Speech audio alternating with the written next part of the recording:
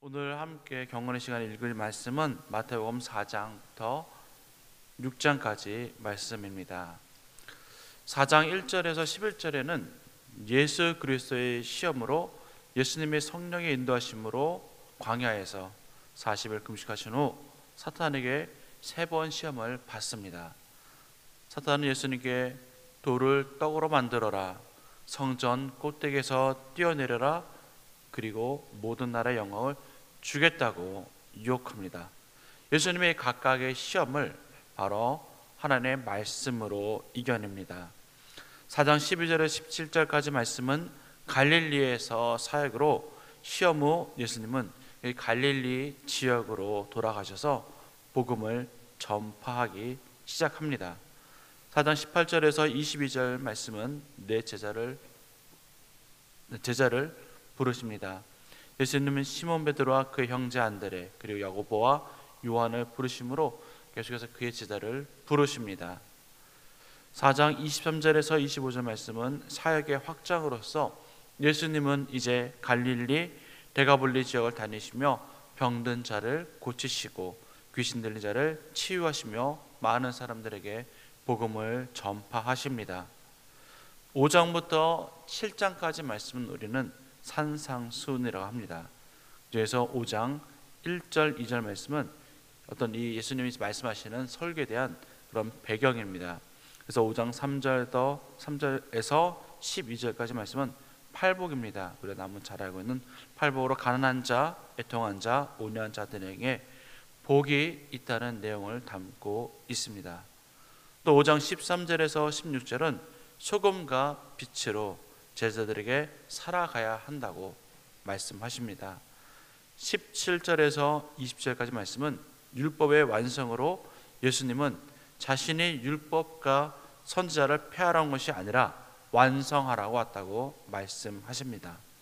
21절에서 48절의 말씀은 의의 행위로 의를 행할 때 사람들에게 보이기 위해서가 아니라 하나님께서 아시도록 해야 한다고 말씀합니다. 이 부분은 또 기도, 금식, 제물에 대한 그런 가르침들이 포함되어 있습니다.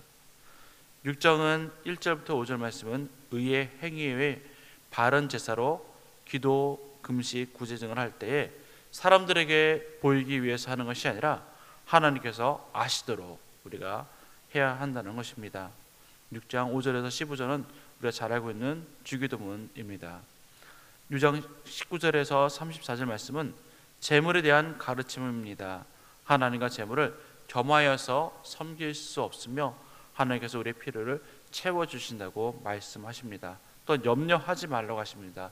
내일의 염려를 하지 말고 오늘의 필요한 것에 집중하여 하나님께 의지하라고 또한 가르쳐 주셨습니다. 마태복음 4장에서 6장까지 말씀을 살펴보았습니다. 그 중에서 우리가 예수님은 어떤 분이신가라는 것에서 함께 나눌 텐데 오늘은 한 가지만 좀 집중해서 나누고자 합니다. 예수님은 바로 흑암의 빛으로 오셨습니다. 오늘 본문은 이사야에 있는 말씀을 예수님께서 인용하여서 이 땅에 자신이 오신 이유에 대해서 말씀하고 있습니다. 예수님의 이 땅에 오신 이유는 오늘 말씀과 같이 스불론 땅과 납달리 땅과 유단강 저편 해변길과 이방의 갈릴리에 있는 흑암에 있는 백성들에게 큰 빛을 비추기 위함입니다. 스불론 땅과 납달리 땅과 유단강 저편 해변길과 이방인의 그 갈릴리는 어떤 것을 의미할까요? 이것은 이스라엘의 지파를 딴 갈릴리 해변의 두 지역을 가리킵니다. 특히 이 스불론에는 나사렛이라는 또 동네가 있고 또 납달리 북쪽에는 가버나움이라는 땅이 있습니다. 즉 예수님의 사역이 시작된 이 나사렛과 이 가버나움은 바로 이사야가 이미 예언한 그런 곳이라는 점입니다. 또 해변길과 다메섹과 지중해 연안 도시에 가이사라를 잇는 로마의 이 길이 또한 있습니다. 이것을 해변길이라고 합니다. 또 그 일부는 예수님이 사역을 행하신 벳세대와 가버나움을 통과하면서 또 갈릴리의 또 해변이 나 있습니다. 이방의 갈릴리는 이방인들이 살고 있는 이 갈릴리 지역을 말합니다. 이 갈릴리 지역에는 이방인들이 또 많이 살고 있습니다. 벌써 이사야가 오래전에 예수님께서 오시긴 벌써 오래전에 벌써 이렇게 예수님 오실 것에 대해서 벌써 예언을 했던 부분입니다. 왜 그 땅에 예언을 했나 하면은 흑암에 앉아 있는 이스라엘 백성들을 위해서 예수님께서 오신다는 것입니다. 이들은 여러 나라의 통치를 받으며 좌절과 절망 가운데 살아온 흑암에 있는 백성들입니다. 우리가 계속 구약 지난주에 계속 선지자를 통해서 보았듯이 이스라엘은 바벨론과 아수르에 망하고 나서 그들은 헬라 제후의 통치를 받고 페르시아의 통치를 받고 헬라의 통치를 받고 지금은 로마의 통치를 받는 그런 오랜 통치 가운데 있습니다. 그들은 좌절할 수밖에 없고 절망 가운데 살 수밖에 없던 흑암에 있는 그런 백성들입니다. 그런데 이들은 빛을 보게 되었습니다. 이 빛은 사망의 땅과 그늘에 앉아있는 이들에게 비추었습니다. 예수님은 이 땅의 모든 흑암에 있는 자들, 그들을 위해서 오셨습니다. 요한복음 8장 12절 말씀에 예수께서 또 말씀하여 이르시되 나는 세상의 빛이니 나를 따르는 자는 어둠에 다니지 아니하고 생명의 빛을 얻으리라. 아멘 하신 말씀과 같이 예수님께서는 우리에게 빛으로 오셨습니다. 그 빛이 비추는 곳마다 어둠에서 밝음으로 드러나게 되는 것입니다. 예수께서는 흑암에 있는 자, 곧 절망과 좌절에 빠져 있는 자들을 빛으로 인도하기 위해서 이 땅에 오셨습니다. 어둠을 이길 수 있는 것이 무엇일까요? 바로 빛밖에 없습니다. 예수님은 이스라엘 백성뿐만 아니라 우리에게도, 오늘을 살아가는 우리에게도 빛으로 오셨습니다. 경제적으로 어려움에 속해 있는 분들도 있을 것입니다. 또 사람들의 관계에서 원활하지 못해서 아픔을 겪고 있는 분들도 계실 것입니다. 또 자녀들의 문제로 어려움을 겪고 계신 분들, 또한 취업의 문제로 어려움을 겪고 있는 많은 사람들이 있습니다. 하지만 우리에게 더 근본적인 절망과 또한 문제인 것은 바로 죄입니다. 예수께서는 우리의 모든 죄를 해결하시고자 위함입니다. 지옥으로 갈 수밖에 없는 절망 중에 빠진 우리들을 구원하시기 위함입니다. 예수님이 우리를 위해 죽으심으로 하나님과의 그 막혔던 그 관계를 회복시켜 주셨고, 또한 죽음의 문제가 해결이 되어서 우리는 하나님 나라에 들어갈 수 있게 되었습니다. 하나님은 이 하나님 나라에 대한 소망을 우리에게 주셨는데, 하나님 나라는 우리가 죽어서만 가는 것이 아니라 지금의 우리의 삶에도 이루어지고 있음을 우리에게 또한 보여주시고자 합니다.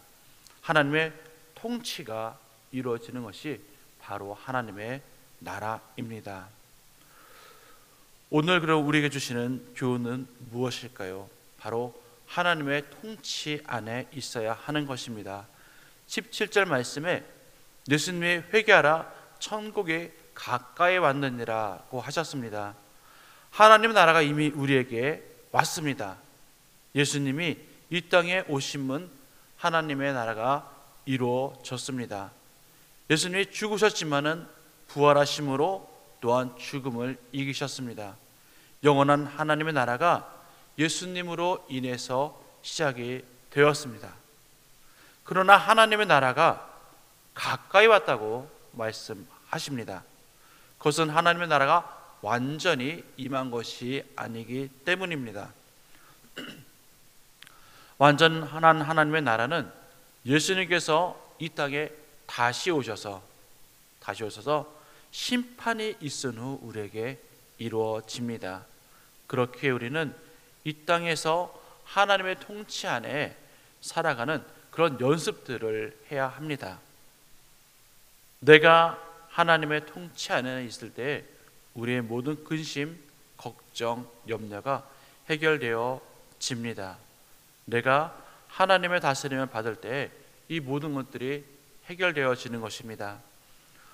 내 삶에 내가 지금 하나님의 통치를 받고 있는데 내 삶에 당장 이런 것들이 해결되어지지 않는다고 해도 하나님께서는 우리를 분명히 다스려 가십니다.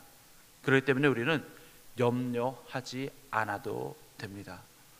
죽어가는 식물에게 햇볕이 비친다고 해서 그 식물이 바로 살아나지 않는 것처럼 하나님의 다스림이 있을 때에 우리의 문제가 바로 해결되지 않는다 하더라도 하나님의 다스림을 받고 있으면 우리는 끝까지 기억해야 합니다. 그래서 우리의 모든 문제를 하나님께 맡겨야 합니다.